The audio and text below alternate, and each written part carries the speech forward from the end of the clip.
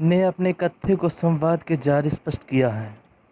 अरुणा कागज पर चित्र बनाने की बजाय लोगों की ज़िंदगी बनाना ज़्यादा सहजकर समझती थी।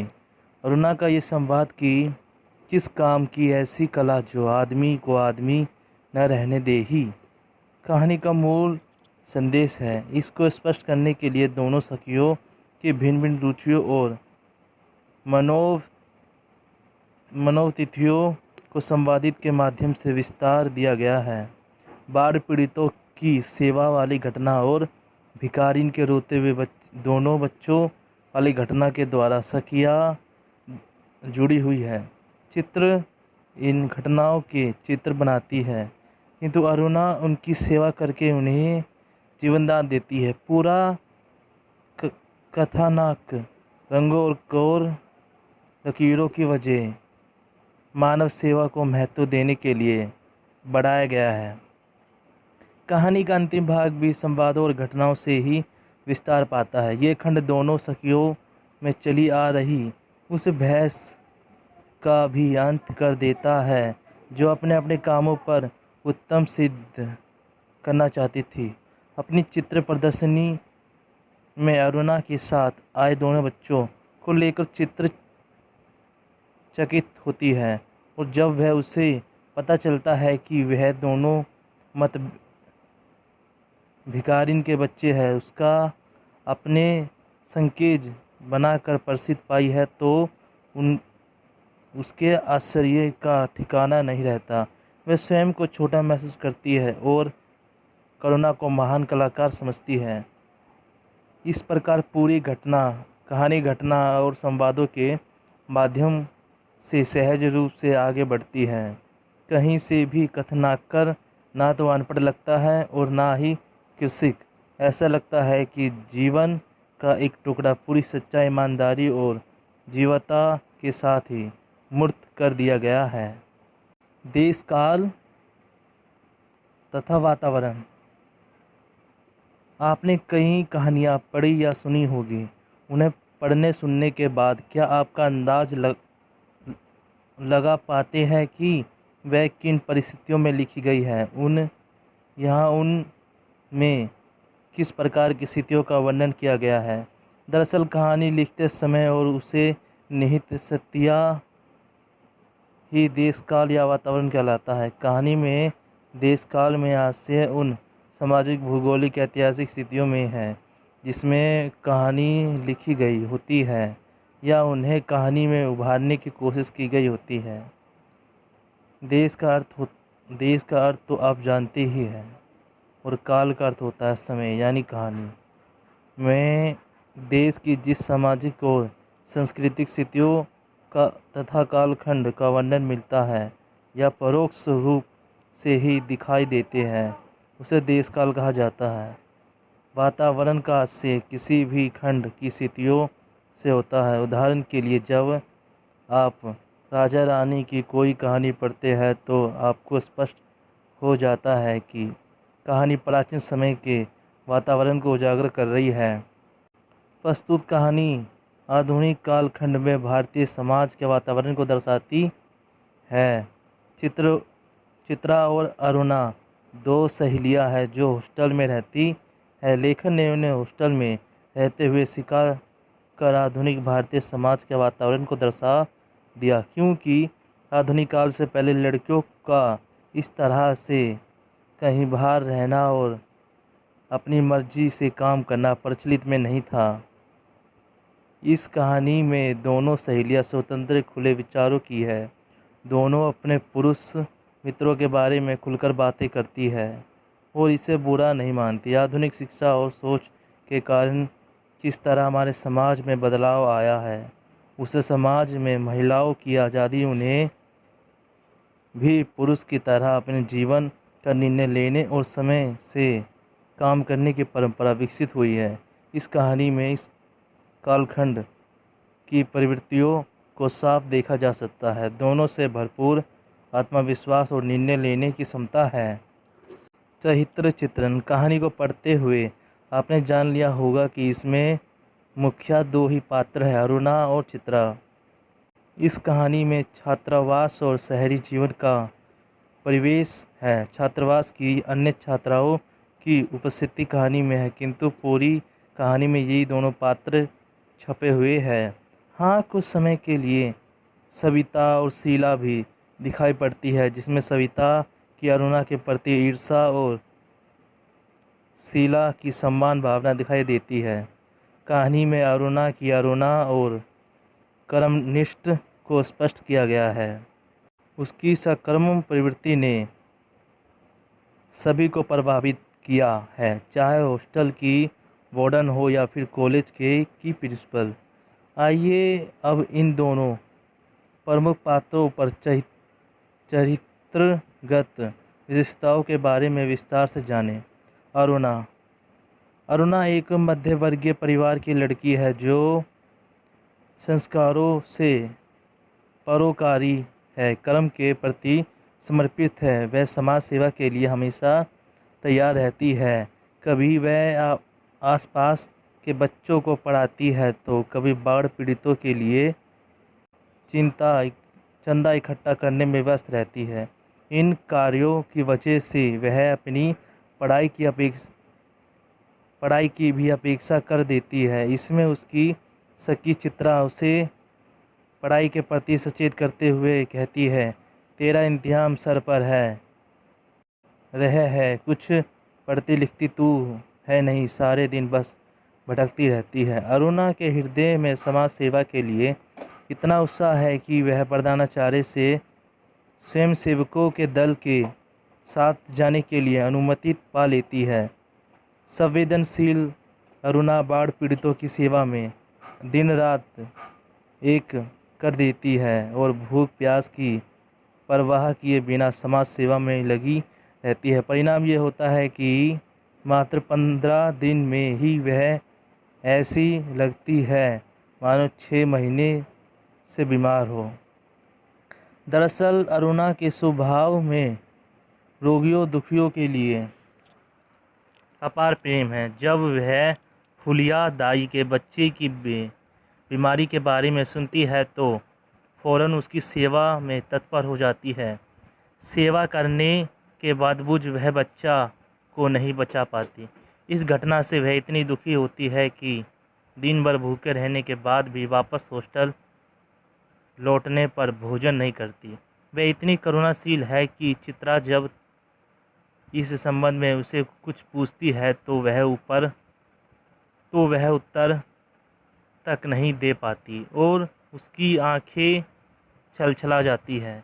बच्चे की मृत्यु के दुख से अरुणा इतनी व्यथित हो उठती है कि वह कई दिनों तक उदास रहती है और आखिर चित्रा को कहना ही पड़ता है, जो होना था हो गया, अब भूखे रहने से क्या होगा, थोड़ा बहुत खा ले। कहानी के आरंभ में करुणा की उपहार वृत्ति का पता चलता है कि किंतु वास्तविकता ये है कि स्वभाव से वह गंभीर है। इसलिए चित्रा के यह कहने पर कि क्या सोचने लगी, रोनी मनोज की याद आ गई क्या, वह उसे छिकाड़ते हुए कहती है कि हर समय का मजाक अच्छा नहीं लगता। जीवन के उपयोगी और रंचक पक्षों में ये अरुणा को उपयोगी पक्ष ही बेहतर लगता है। वह लोगों के दुख दर्द को हर लेने में ही जीवन की समर्थता समझती है।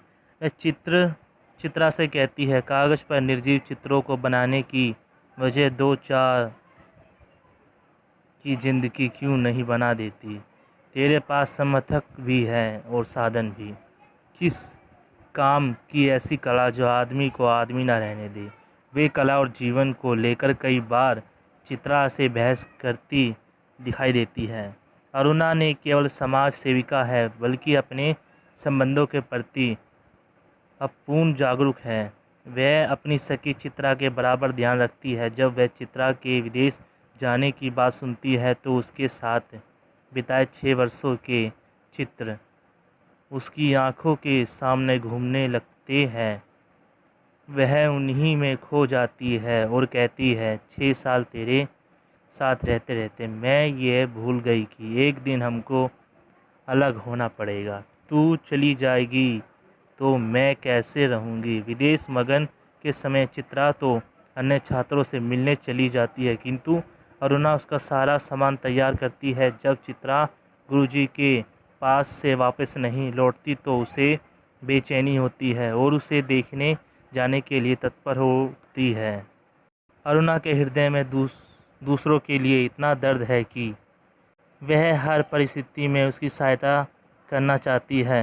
गर्ग स्टोर के सामने वाले पेड़ के नीचे बैठने वाले भिखारिन की घटना सुनते ही अपनी सखियों को छोड़ उसे देखने चली जाती है। वहाँ भिखारिन के बच्चों को संभालने में वह इतनी तल्लीन हो जाती है कि अपनी प्रिय सखी को विदा करने के लिए स्टेशन पर भी नहीं जा पाती। वह भिखारिन के रोते चिरागते दोनों बच्चों को संभालती है और उन्हें अपने पास रख कर भरण पोषण करके नया जीवन देती है। अरुणा के इस प्रेम भाव से चित्रा भी चकित रह जाती है। जब अरुणा चित्रा की चित्र प्रदर्शनी में अपने साथ मत भिखारिनी के दोनों बच्चों को लाती है और चित्रा को पता चलता है कि ये दोनों बच्चे वे ही हैं जिसकी वजह से उसे इतनी प्रसिद्धि मिली है, तो विषय में से उसकी आंखें फैली रह जाती है।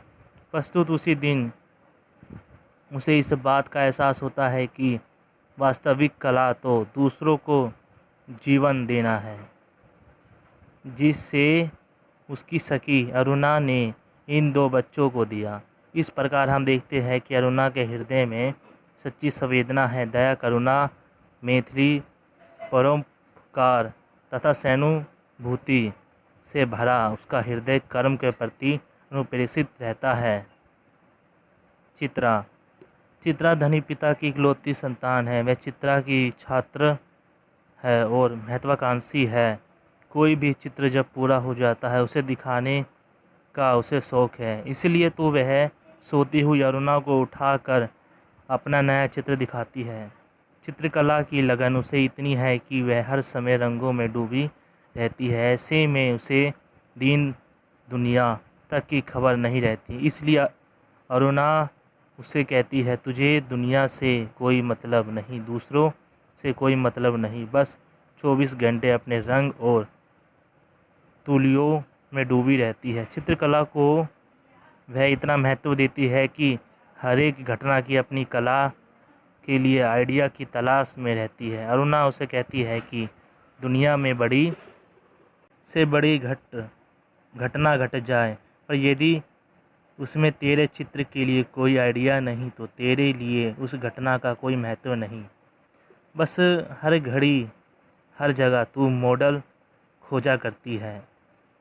इसकी इस लगन को देखकर गुरुजी कहते हैं कि वह समय दूर नहीं जब हिंदुस्तान के कोने कोने में तेरी शोहरत गूंजेगी। इस कला के लिए वह अपनी सखी अरुणा से बहस भी करती है और समाज सेवा से कला को बेहतर मानती है। कला की सावधाना से ही वह देश विदेश में प्रख्याति प्राप्त करती है, अखबार की सुर्खियों में होती है। उसके चित्रों की प्रदर्शनी चर्चा का विषय बनती है। वह प्रथम पुरस्कार जीतती है और सम्मान पाती है। कला में लगन के साथ साथ चित्रा विनोद स्वभाव की छात्रा है, इसलिए अपने हॉस्टल में वह इतनी लोकप्रिय है। रेलवे स्टेशन पर अनेक छात्राएं उसे विदा करने आती है। हॉस्टल में उसके विदाई समारोह का आयोजन किया जाता है और गुरुजी के पास से लौटने में देरी होने पर सभी छात्राओं को उसकी चिंता रहती है। चित्रा अपने मैत्री संबंधों का सदा ही ध्यान रखती है। वह अरुणा के फूलिया दाई के घर से लौटने पर खाना गर्म करने के लिए उठती है और अरुणा को खाना खिलाने का प्रयास करती है। वह बहुत स्नेह से अरुणा की पीठ थपथपाते हुए कहती है, जो होना था सो हो गया, अब भूखे रहने से क्या होगा, थोड़ा बहुत खा ले। कॉलेज से लौटते ही वह अरुणा के लिए चाय बनाती है, उसकी चिट्ठियों का ध्यान रखती है और यहाँ तक कि जब अरुणा बाढ़ पीड़ितों के लिए चंदा इकट्ठा करने का काम करती है तो वह चिंतित हो रहती है। चिंतित हो कहती है कि तेरा इम्तिहान सिर पर है। अरे कुछ पढ़ती लिखती तू तो है नहीं, सारे दिन बस भटकती रहती है। फेल हो गई तेरे ससुर साहब सोचेंगे। इस प्रकार हम देखते हैं कि चित्रा जहाँ एक और कला के प्रति समर्पित है, वहीं अपनी अन्य मैत्री के प्रति निष्ठा से सबका दिल भी जीतती है। लोक पथ कथन अथवा संवाद योजना हर बात कर चुके हैं। कहानी में संवाद योजना भी महत्वपूर्ण तत्व होता है। क्या आप बता सकते हैं कि संवाद किसे कहते हैं? फिल्में तो हम सभी देखते हैं, नाटक भी खोलते वे देखते होंगे। उसे पात्र अभ्यास में बातचीत करते हैं, उसे क्या कहते हैं? संवाद या डायलॉग। कहानी में सब पात्र आपस में बातचीत करते हैं तो उसे संवाद कहा जाता है। प्रस्तुत कहानी दो कलाकारों संवादात्मक शैली में लिखी गई है। छोटे छोटे संवादों के माध्यम से कहानी को विकसित किया गया है। कहानी जहाँ हंस उपहास से आरंभ होती है, वहीं इसका अंत अत्यधिक कारुणिक है। अंतिम दो घटना कलाकारों में से एक को कहीं अधिक उदास बना देती है। पूरी कहानी में आम बोलचाल के छोटे छोटे संवाद हैं। मन्नू भंडारी की इस कहानी को दूसरी विशेषता आत्मिकता अरुणा और चित्रा के इन संवादों से अनेक आत्मीय व्यवहार को दिखाइए। ए रूठ अरे क्या है, देख मेरा चित्र पूरा हो गया। अरे तू देखने के लिए तूने मेरी नींद खराब कर दी, बदतमीज कहीं की। चित्र को घुसते हुए अरुणा बोली, किधर से देखूं, यह तो बता दे 1000 बार कहाँ है जिसका चित्र बनाया उसका नाम लिख दिया कर, इससे गलतफहमियां ना हो करे, वरना तू बनाए हाथी और हम समझे उल्लू। जरा सोचकर बता ये किसका प्रतीक है? तेरी बेवकूफ़ी का। उत्तरांश अंश में ऐसा आत्मिक व्यवहार है कि कहानी ना लग कर जीवन का सच्चा प्रतिबिंब लगती है। दोनों सहेलियों के संवाद में उपहास, छेड़छाड़ और एक दूसरे के लिए बेचैनी साफ दिखाई देती है। कहानी का उद्देश्य। आप जानते हैं कि रचना का कोई ना कोई उद्देश्य होता है। लेखक इस रचना के माध्यम से कोई ना कोई संदेश देना चाहता है। कहानीकार मन्नू भंडारी द्वारा लिखित इस कहानी का उद्देश्य समाज सेवा को कला का दर्जा देना है। चित्रों की अपेक्षा समाज सेवा में कला की सच्ची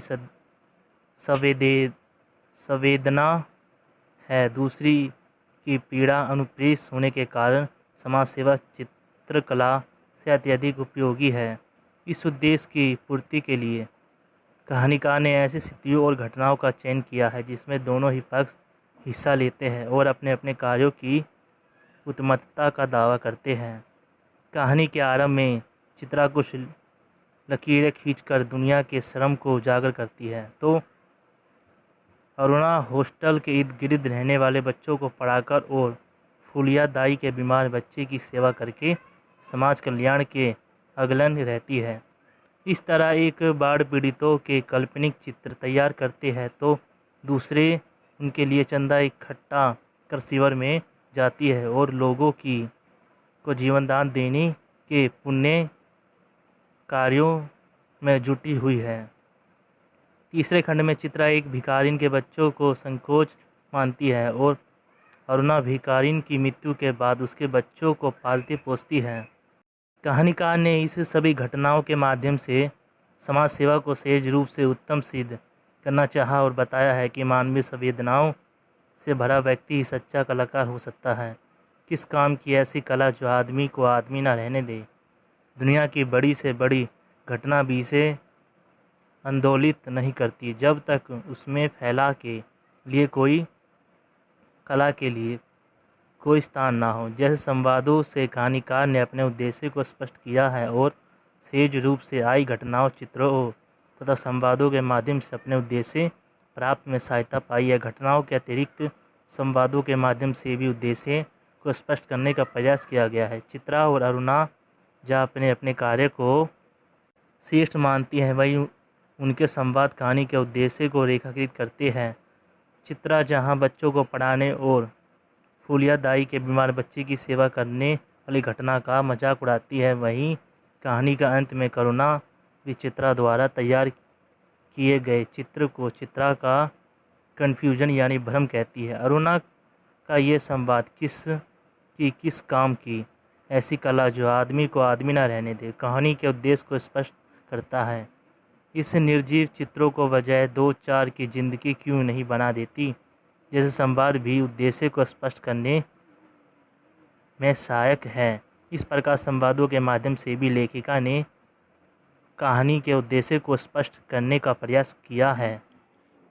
भाषा शैली। मन्नू भंडारी नई कहानी के दौर में कथाकार हैं। इस दौर में कहानी की भाषा में एक गुणात्मक परिवर्तन आया है। इसकी सबसे बड़ी विशेषता बोलचाल की भाषा। मन्नू भंडारी की इस कहानी में भाषा के उन्नत सभी गुण दिखाई देते हैं। हाँ, परिवेश और पात्र के अनुसार भाषा बदलती रहती है। बोलचाल की भाषा का नमूना देखिए।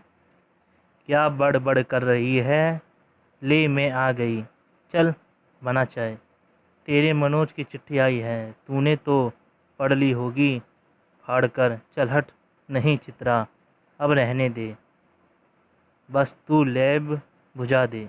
कहानी की भाषा में कहीं भी ऐसा नहीं लगता कि वह ज़बरदस्ती ठूसी गई है। भाषा सब जगह सरलता, सहजता और बोलचाल का गुण लिए हुए है। इसके लिए आपने देखा होगा कि वाक्य छोटे छोटे तस्यम और देशांत शब्दावली के साथ साथ बोलचाल की अंग्रेजी और उर्दू के शब्दों का भी प्रयोग हुआ है।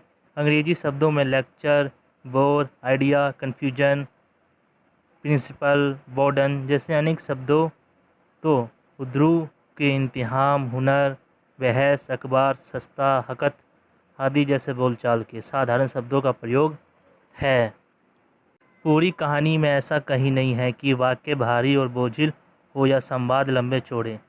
दार्शनिकता से भरे है और संवाद छोटे, चुस्त और पिए है। देखिए, मासी तुम जरूर ड्राइंग में फर्स्ट आती होगी, तुम भी अपनी क्लास में फर्स्ट आती हो, तुम्हारे घर में जाऊंगी तो अपनी कॉपी दिखाऊंगी। ये बच्चे क्यों रो रहे हैं मासी, इनकी माँ मर गई, देखती नहीं मरी पड़ी है। ये सचमुच के बच्चे थे मासी, अरे सचमुच के बच्चे को देखकर ही तो बनाई थी ये तस्वीर। मन्नू जी अपनी विशेषता है कि वह कहानी की स्थिति के अनुसार भाषा व्यवहार का पूरा ध्यान रखती है। भाषा कार्य। रचना की दृष्टि से वाक्य भेद आप जान चुके हैं, सरल, संयुक्त और मिश्र वाक्य। आइए अब कार्य की दृष्टि से वाक्य भेद समझ लें। नीचे दिए हुए वाक्यों को पढ़िए। चित्रा ने सोती हुई अरुणा को उठाया। ए रूनी उठ, अरे ये क्या, आ गए सब बच्चे, तेरी तरह लकीरें खींचकर समय बर्बाद नहीं करते।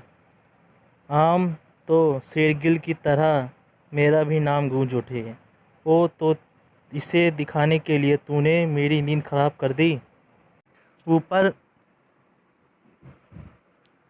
पहला वाक्य सामान्य सूचना दे रहा है। इसे साधारण वाक्य, कथनात्मक वाक्य कहते हैं। वाक्य दो में आदेश आज्ञा है, ऐसा वाक्य प्रार्थक कहे जाते हैं। वाक्य 3 और 4 में पूछे गए प्रश्न इन्हें कहते हैं प्रश्नगत।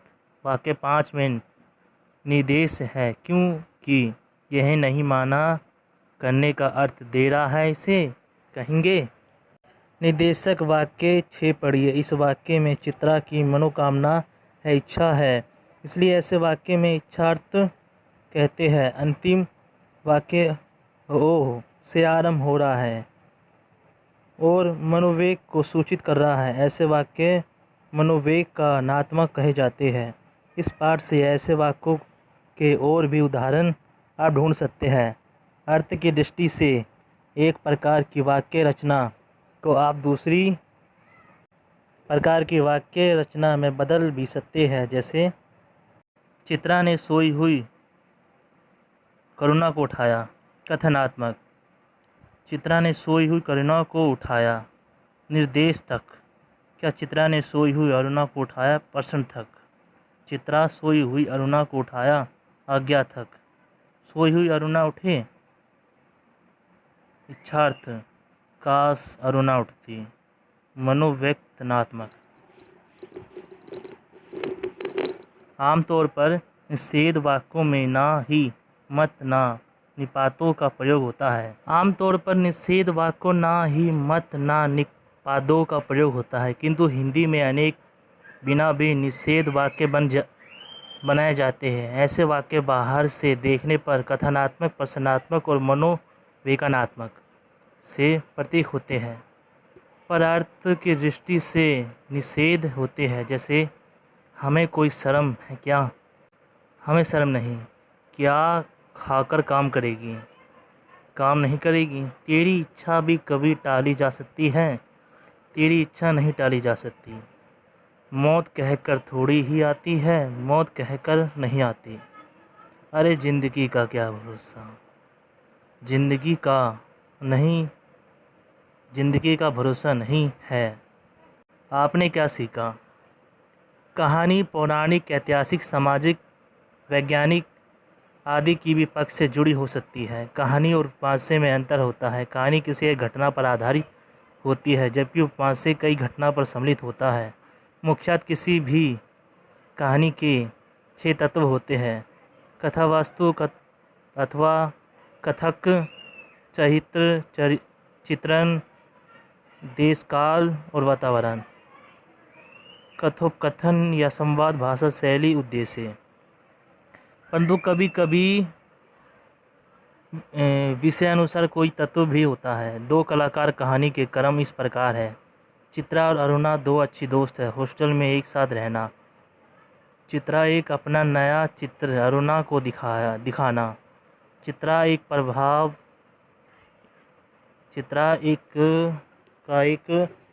प्रतिभाशाली कलाकार होना। अरुणा का गरीबों के बच्चों को पढ़ाना और फुलिया दाई के बच्चे को बचाने का प्रयास करना। चित्रा का मत भिखारिनी और उसके बच्चों का चित्र बनाना और विदेश गमन। चित्रा का देश विदेश में व्याख्याति प्राप्त करना। अरुणा का मत भिखारिन के बच्चों का गोद लेना। दोनों सखियों का मिलन एक की ज्येष्ठा। कहानी के संवादों से दोनों सखियों की उपहास वृत्ति की झलक मिलती है। संवाद छोटे, मुहावरेदार, असरदार और सरल है। भाषा आत्मीयता और सहजता के गुणों से युक्त है। योग्यता विस्तार। लेखक परिचय। मन्नू भंडारी नए दौर के कहानीकारों की अग्रणी स्थान रखती है। इनका जन्म 3 अप्रैल 1931 ईस्वी को भानपुरा राजस्थान में हुआ था। इनकी आरंभिक शिक्षा अजमेर में हुई। काशी हिंदू विश्वविद्यालय से हिंदी में BA करने के बाद कलकत्ता में अध्यापन करने लगी। कुछ समय बाद इनकी नियुक्ति दिल्ली विश्वविद्यालय में अध्यापक के पद पर हो गई। आपने अधिकतर सामाजिक और मनोवैज्ञानिक लेखन किया है।